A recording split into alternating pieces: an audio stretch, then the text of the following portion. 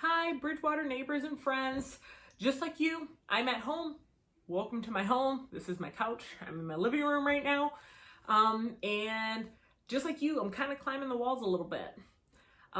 Thank you, everyone who took the time to tune in. If you don't know Bridgewater time and what that means, or you haven't lived here quite long enough to know what it means, essentially Bridgewater time means if you are 15 minutes early, you're late.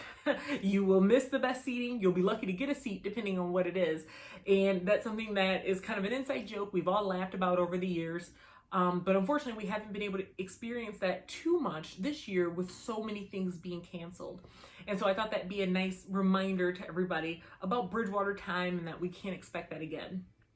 So this video is essentially to explain to everyone what you can expect with reopening. What does that look like? Will we reopen? When? Are you going to get any money back on your assessments if we don't reopen within the deadline you like? So hopefully we'll be able to cover all of that in this quick video. If you're somebody like me and you're super type A and you tuned in with a piece of paper and a pen, you do not need to take notes. I will be following up this video within 24 hours with an update email that will kind of detail every single bullet point that I've touched on here today. But I'm hoping in hearing it, it'll be a lot easier to digest than a very, very lengthy email. Okay, so the first thing I want to start with is, if you did not know, we have had multiple homeowners, neighbors, friends, loved ones who have passed away from COVID within Bridgewater. So this has impacted, as we know, it's rocked the entire world. It's impacted our state in a huge way. It's impacted our economy. It's impacted all these things, but it's absolutely impacted us here at Bridgewater. And so all these policies and things that are being put in place, I want you to know that it's being done to try and provide the safest possible environment that we can. Okay. And the boards take that very, very seriously. And want to make sure that once this is all over and we can ultimately get back to normal, that we're doing that with all of our friends, all of our loved ones, because what's normal without getting back to that? So that's definitely the plan. What I'm going to go over is our plan for phased reopening. So I know we've heard a lot about phases and what that looks like, and so it will be different. This will be done in 3 phases of reopening. You'll notice it's a little bit different than maybe what some counties or different things are doing, or restaurants or whatever. But because of the demographic within Bridgewater, we have to be extra cautious. I know when this was originally rolled out, one of the things I heard was, well, we have places in Florida and South Carolina and Arizona, and they're not nearly as restrictive as what some of these policies are. But to compare the two is apples and oranges, truly. When you look at, say, hypothetically, Florida, up until just recently, the entire state as a whole has had less cases and less fatalities than just our little county of Wayne County. So I would fully expect that the policies and the procedures and the phased reopening would look very different in Florida or Arizona or someone else than what it would look like here. And that's okay. But this is just one step in getting us closer to what it looks like to completely reopen the lodge as we all remember it, as we all want it to be reopened, right? So first thing that you'll notice is once the lodge reopens, everyone's key pass will be deactivated. So that's going to be taking place this week. And so everyone's key pass will be deactivated. You will notice on the point of sale system or POS system that there is a new event on there, and it's titled as lodge usage. And essentially what that is it's a waiver. And it's just saying that if you are utilizing the lodge, that you understand you are taking your life into your own hands and any risks that may include. So we're going to do everything we can to try to keep it as clean an environment and as safe an environment as possible, but we cannot guarantee a sterile environment. We can't guarantee that you won't contract COVID by visiting the facilities. And that's what that waiver is. Unfortunately, until there's an effective treatment, until there's a potential vaccine, until we have more data with this new virus, people will continue to get sick.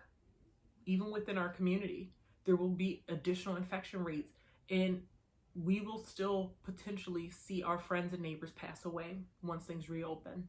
And so just understanding that not only do we want to protect the homeowners and we want to protect the staff, but we also need to make sure that we're protecting the association.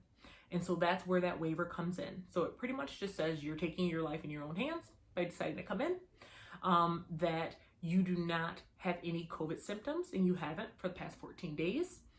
And you understand if something happens and you contract COVID-19, you cannot hold the board or the staff or the association liable for that. Okay, so it's the very first thing. So you will have to do that. Once you do it, you'll notice that within 48 hours, so business days, so if you were to do it Saturday, you could anticipate by Wednesday, due to the holiday, that it'll be done and your pass and everything will be reinstated. If you or someone you know isn't very computer savvy, you inadvertently lock yourself out of the POS system, you hate the POS system, and you don't plan on using it anytime soon ever for any reason, that's totally fine too. We'll have a form, you can come in, you can sign that, it'll work the exact same way, and then we'll go ahead and reinstate your pass. So then the next thing, once your pass has been reinstated, that you'll notice is the hours are going to be very different. So before, we used to be open from 6 a.m. to 10 p.m. and then we'd also be open on the weekends. Those hours are going to be substantially shorter in the phase 1 of reopening. And that's just to make sure that we're able to staff the lodge appropriately, to clean and sanitize the lodge appropriately, and that we're able to make sure we're aware of how many people are using the facilities at any given time. So initially, the lodge will be open from 6 a.m. to 5 p.m. It'll be open that early to allow people who are maybe going to be going back to work, they could still utilize the facilities. You will still see staff there after 5 p.m. and that is just so that they can disinfect and clean everything. The next thing that you'll notice is once you come into the facility, you will see some of our evening and night team members there. And so they'll be there to help with monitoring and then also to help with disinfecting the lodge.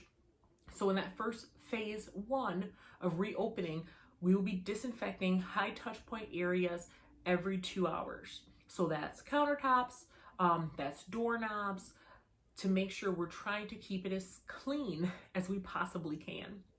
The next thing you'll notice coming in is that there will be hand sanitation stations. So as soon as you walk in, there's a hand sanitation station. And we ask that you please utilize hand sanitizer before coming in and then also when you're leaving the facility. You'll also notice at the front desk that there will be like a sheet of plexiglass, and that's there as both a cough and sneeze protectant for the homeowners, but also for the staff. When you come in, we will ask that you wear a mask at all times. You'll see signage on the doors, and that signage will just say a mask is required beyond this point. If you opt not to wear a mask, we will ask that you leave. Now, I know we've all heard this, not just in Michigan, but across the country, where acts of violence have happened against people who have asked others to wear masks. And I just want to be really clear, I don't believe that that'll be an issue at Bridgewater. I think we all understand that regardless if you think the masks work or not, you understand that it could potentially be helping your neighbor and helping another person. And so it's something that we do out of consideration for someone else. And so I don't think that'll be an issue at all for us. But just to be clear, if it is an issue and we have homeowners who do not want to wear masks, it's not that, the staff's going to come behind you, but we will contact the authorities immediately. Because ultimately we need to make sure that we're maintaining a safe environment for everyone. So then the next thing, you'll come in, you'll be wearing your mask. You'll notice the entire staff will be wearing masks as well. We know some places are taking temperatures, like hospitals and things, before people come in. That's not something that we're going to be doing to homeowners, but we will be taking the temperatures of all the staff members who are scheduled to work for that day, every day they come in for this first phase of reopening. And that's just to be sure that if they are showing any symptoms, even if it's in the early signs and they feel fine, that we immediately have them leave the facility, we disinfect the facility, whatever we need to do. Okay. The next thing, when you come in, when you are using your key pass, I know sometimes if you're coming in, the chivalrous thing to do is to hold the door open for the person behind you. And we ask that you do not do that. Please just allow that door to close and then let that next person swipe in using their card. The reason for that is by you utilizing your card, your name actually pops up on that front desk computer. And so we can see who has entered the building and how many people have entered the building within a certain time frame. And even more important than that is if there is someone who ends up contracting COVID and they contact us and say, hey, I have COVID, I'm recovered now, but I was in the lodge for an hour working out. Then we are able to go back to that date, to that time frame, to everyone that day and contact them so they can all be tested or they can take the proper precautions. So by you choosing to not scan yourself in, there's no way we would be able to contact you with that information because we would have no record that you were in the facility at that time. So it's very, very important that it is recorded. So if we do need to contact you, we can. The next thing you'll notice that there will be small little placards, like vinyl stickers that will be throughout the floor in some of the higher traffic areas. And that's just to make sure that you can stay 6 feet from someone else around you so you can still maintain that safe social distancing. Same thing, you can maintain social distancing if you're at a line at the front desk or anything like that. The next difference that you're going to see as you walk into the lodge, and that'll happen with phase 1, is that there will be limits on the number of people who can utilize the facilities, and there will be limits on how many people can be in any room at any given time. And so based on these limits, we're kind of going based off what we're seeing in the private sector and what some other companies are doing. And so that ends up being 5 people for every 1,000 square feet. And that allows that everybody can safely social distance. And if somebody does come into the building that has COVID, depending on what area of the facility they're in, there's a less likely chance that they would be able to easily pass it on to the next person. So with that, and knowing that there's going to be a limit to the number of people who can be within the facilities, that means that we will also have to have temporary changes to the guest policy. So in phase 1 of reopening, there will be no guests or children permitted into the lodge because it will be so limited on the number of people that can utilize the facilities. We want to make sure that those facilities are always open and available for the paying homeowners within the community. Within phase 2 of reopen, then it opens up to both homeowners and guests. And then in phase 3 of reopening, then it opens up to homeowners, guests, and children. In phase 3 is that final phase when, hey, we're done. We feel it's safe enough to do this. As far as children coming in, because it is very common right now that they're showing that children can be asymptomatic, we definitely don't want that. In addition to that, they're also showing that now there are other complications that are coming from COVID with children, which no one wants. So that will be a big, big change, is that guest policy. So when you walk in, each room will have a different amount of people that can be there, obviously based on the square footage. We have measured it instead of just going based on the layouts to make sure we're using the largest amount of square foot possible. We're as accurate as possible. So hypothetically, within the multi-purpose room, the maximum people that can be in that area is 5. And then same thing in our fireplace area, the maximum number of people that we can have there would also be 5. So we ask that you please be considerate of your neighbors, of the other people utilizing the facility, because there is a limit. We'll be doing the same thing with our fitness center, with our pool, where there will be a limit on the number of people who can utilize those areas. Now, please minimize your time in those areas to 45 minutes or so, because in that way, other people can utilize the facilities too, and more people can enjoy them versus one person for an extended period of time. I know that'll be really difficult at the outdoor pool area, where I know I can think of a few people off the top of my head that just love to sit out and sunbathe and enjoy the sunlight. And that is so, so great. But in doing that, it may mean somebody else can't. And so we just want to make sure we're being considerate and that everybody's able to use the facilities as much as possible. Don't feel like you have to remember how many people can be in this area, and is it really this many people? We will have very tasteful signs that'll be put up before you enter a particular area that will tell you this is how many people can be in this area. So if you notice that a room can have a maximum of 5 people and you would be the 6th person coming in, or you notice there are more, then please let us know, or please just wait. Even ask those people who are in the room, hey, how much longer are you guys going to be in here? So that way you can make that switch. Unfortunately, it is something that for the most part will have to be self-regulated between homeowners and the staff. If it's found that people refuse to social distance, then it may be something where the lodge won't be able to be open until we can get further along into that phase process. We want to have the lodge open. We want to make sure homeowners can utilize the facilities, but we need to make sure that it is done safely.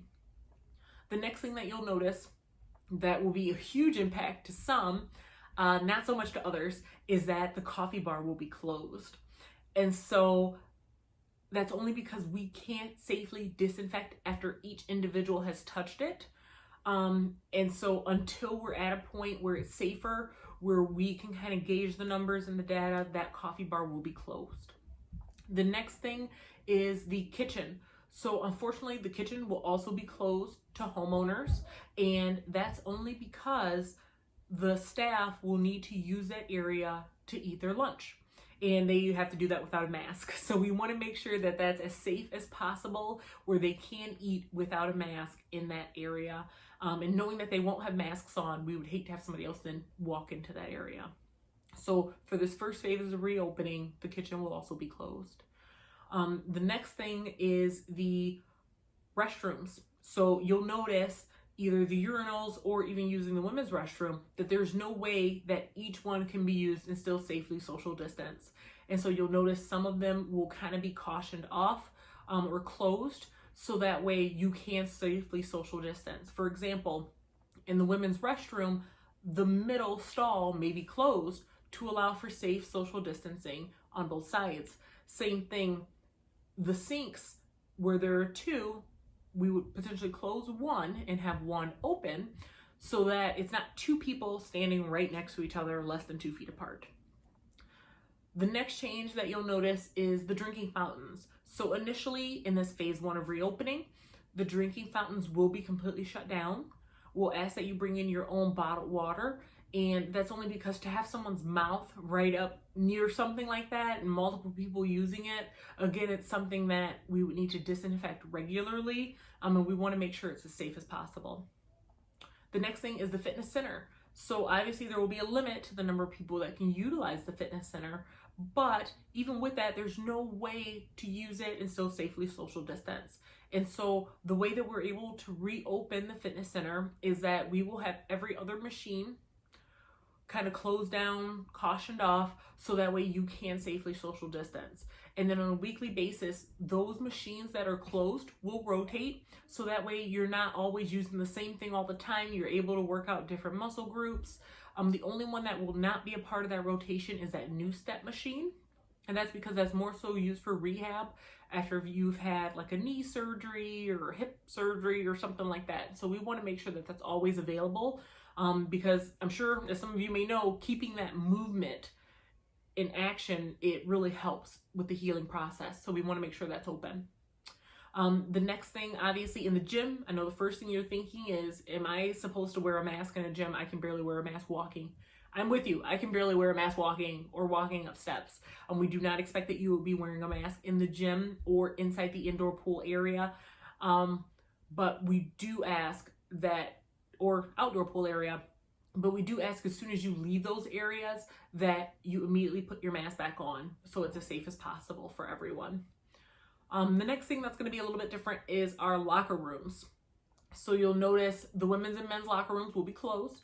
I'm sure many of you have heard, that's one of the big reasons that some of these large companies like MLB, the NBA, all these different things have closed, is because of the spread and the potential within the locker rooms and how difficult it is to sanitize some of those areas because of the humidity. And so initially in this first phase of reopening, all the locker rooms will be closed, men and women's. We will have the family locker room open. So if it's something where you need to change, you can utilize. That's one facility where there aren't multiple people in there at a time. And then you can disinfect that, and we can make sure we're disinfecting it regularly as our evening and weekend team is going through and doing their 2-hour disinfects. The next thing you'll notice it in this family locker room as well as in the bathrooms, is that there will now be toilet seat liners. So there will be like a cool little metal dispenser, and there will be liners that you can pull out and line the toilet seat with, just to have a clean environment as much as we possibly can. So you'll see those throughout the building. The next thing is the outdoor pool. That'll be the next biggest change. You'll notice that there will be substantially less outdoor pool furniture, and that's because the anticipation is that we would require less people to be in the outdoor pool. So to have more furniture, that's more that needs to be disinfected and cleaned. And so to avoid that, we will be having less furniture out there. We do ask, there will be sanitizing spray, paper towels. We do ask that you both wipe down that area and fitness machines before and after each use, so it's as clean as we can possibly get it. Okay. Now, when you're going to leave the pool area, one other big change you'll notice is that the only doors that will be open for access to both enter and exit will be that front door. And so it'll kind of be cautioned off, so we have an enter on one side and exit on the other. But that's kind of to control the flow of traffic and make sure that we don't have lots of people coming in from back doors and inadvertently have a ton of people in the facility, and then we're unable to safely social distance. So phase 1, as far as opening the lodge, that's what it looks like. I know it's not ideal by any stretch of the imagination. I know some of you are very angry right now, and I just want you to know that this is just one step to getting us completely open. So the next thing is, what does this look like for events? How can you possibly have classes? And that's something I work with Shell, and that she's working on coming up with some different ideas. A big focus will be doing things outdoors, because it's seen that that is a safer way to do things, is outside. You'll see a lot more lunches to go. All the Zoom things will continue for those that can't make it into the lodge, or after hearing this video, they don't feel comfortable coming to the lodge. So those Zoom videos will still be available. So keep a lookout for that. Now, obviously, this is very different than what we're used to. And so with clubs and groups, there's also a tiered system as far as between phases 1, 2, and 3, what type of activities can take place. And so the first thing is, in phase 1, any activities where outside food brought in by a homeowner or a caterer that has to be passed out, that isn't already prepackaged, won't be allowed initially in that phase 1. So unfortunately, that'll hugely impact like our SSS or the SOS, our soups and suppers on Sundays. And then I know a lot of homeowners, if you're a baker, I know sometimes you guys will bring in cookies and tons of other things that, if you can't tell, we all love eating, and leave them on the coffee bar. Unfortunately, we will ask that you not do that just during this phase 1. Okay, so a quick list of things that can still be done in activities with some of the limitations on the lodge during phase 1 are book club, any quilting or sewing groups, yoga, line dancing, fitness classes, Tai Chi, weight loss meetings, so that's our tops, and then we can also do free Friday flicks. So during the first phase of reopening, those are some of the things that can still be done during phase 1. Now with phase 2, that would then be pickleball, water volleyball, tennis. Those are all things where you'll be touching the same thing as somebody else to be able to play the game. Even though tennis, pickleball, it's outdoors, you can distance with the chairs. Unfortunately, if you're playing doubles, or if you go to pick up that same tennis ball that somebody else has picked up after you're wiping sweat and things, it could potentially be a huge problem as far as cross-contamination. Water aerobics can still be done in phase 1, but with that, it'll be a limit on the number of people. Horseshoes, bocce ball, and the tot lot will also not open until phase 2. Okay, so we're in phase 1 right now of reopening. That's what we're working toward. Phase 2 are those next things. So phase 2, again, to reiterate, will be pickleball, water volleyball, tennis, horseshoes, bocce ball, and the tot lot would be open in phase 2. Okay, then we have phase 3. So these are the things once we've progressed far enough and it's safe enough and everyone involved feels that it's safe enough that we would have any cards, puzzles, or board games within the lodge. Any social gatherings that would include food, which we all know is most of our favorites. Off-site events that are hosted by the HOA, chorus, happy hours, and room rentals, which would include guests. So that would be done in phase 3. Now, if you are an avid bridge player and you say, hey, I don't care, as soon as the stay-at-home order is up, I'm having everybody come to my house. That is totally fine. Totally fine. The only thing is getting that many people into the lodge regularly and the constant rotation of events and people that would need to come in, there's no way that we could maintain a sanitary environment. Or playing dominoes or cards where multiple people are touching the same thing or the same deck of cards, where it's very difficult to disinfect that. Again, that's not the safest way that we can reopen with phase 1. Okay, so that will be in the phase 3 plan of reopening. The next thing we will have, like I mentioned, sanitation stations. We'll have areas to wipe things down and disinfect it. The staff will be disinfecting things, but that's only as much as these things are available. So we've heard it everywhere that people are hoarding and taking things, and a lot of places are closing down restrooms because things are being taken. And if that's found where, all the toilet tissue is being taken, or hand sanitizer is coming up missing, or, disinfectant because you're unable to get it in stores, if we can't safely maintain the cleanliness of the lodge, then the lodge again would have to close. And so just please keep that in mind. That's not the end goal. The goal is that we can stay open safely, and then ultimately we can eventually get back to normal in a way where everyone that we love can be there with us.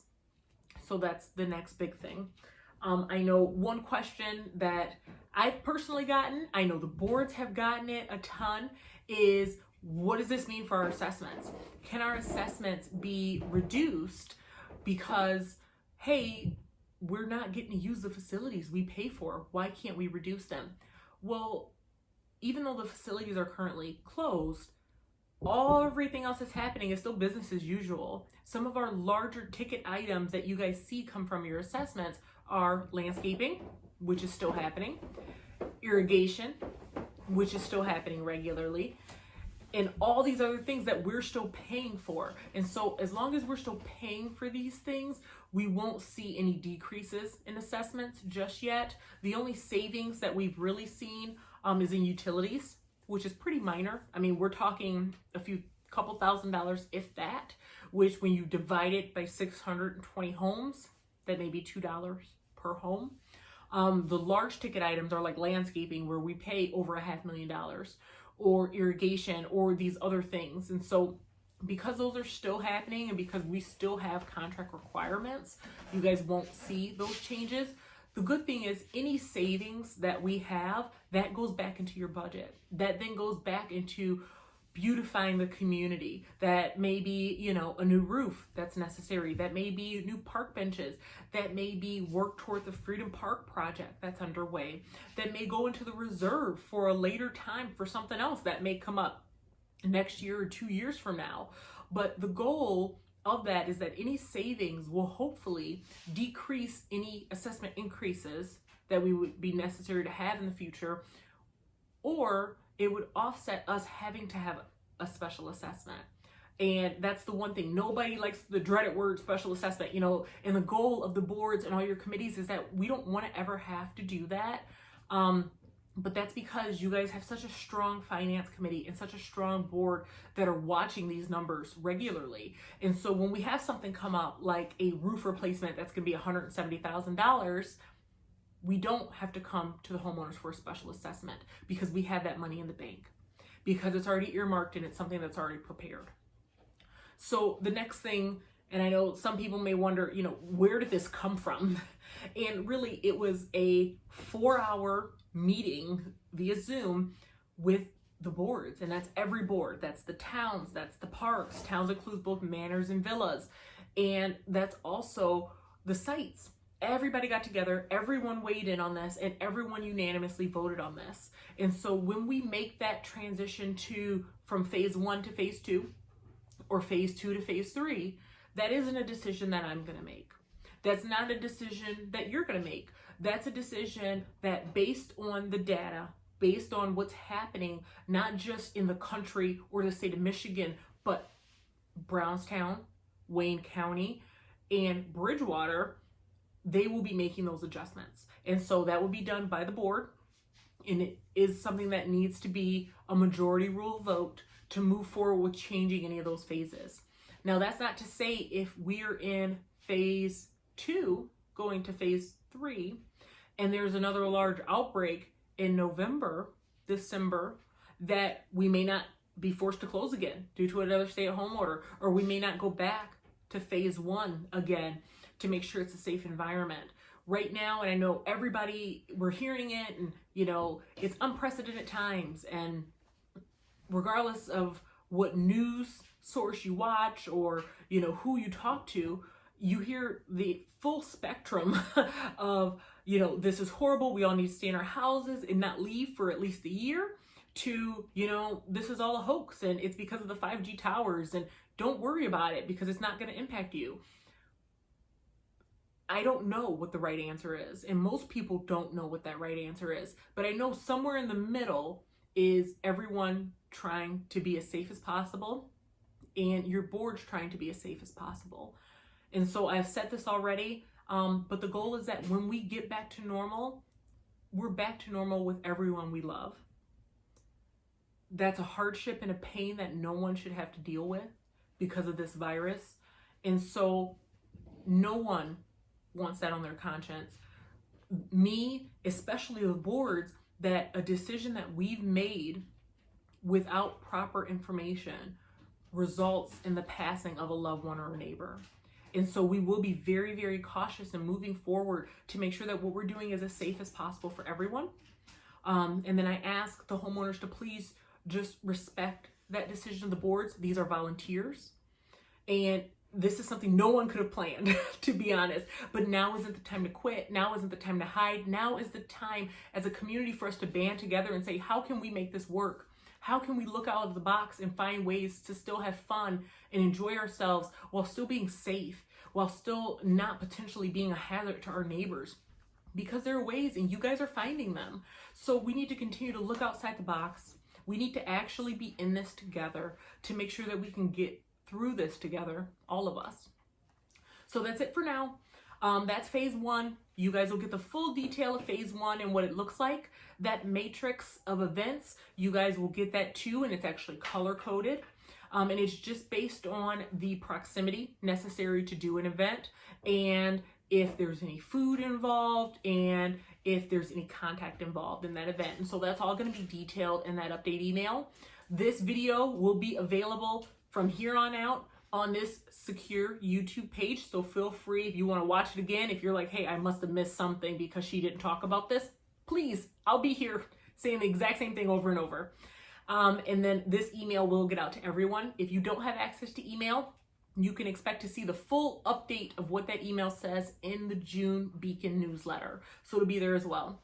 So that's it. Stay safe, Bridgewater. Like I said, I know this is more difficult for you than most. And if you're crawling, climbing the walls, I'm sorry. But we're going to try to work through it. We're going to try to do this together. And so please just bear with us as we work through this pandemic. Thank you guys for tuning in. It's been a long 30 plus minutes. Hopefully I'll see you, talk to you guys soon. Bye.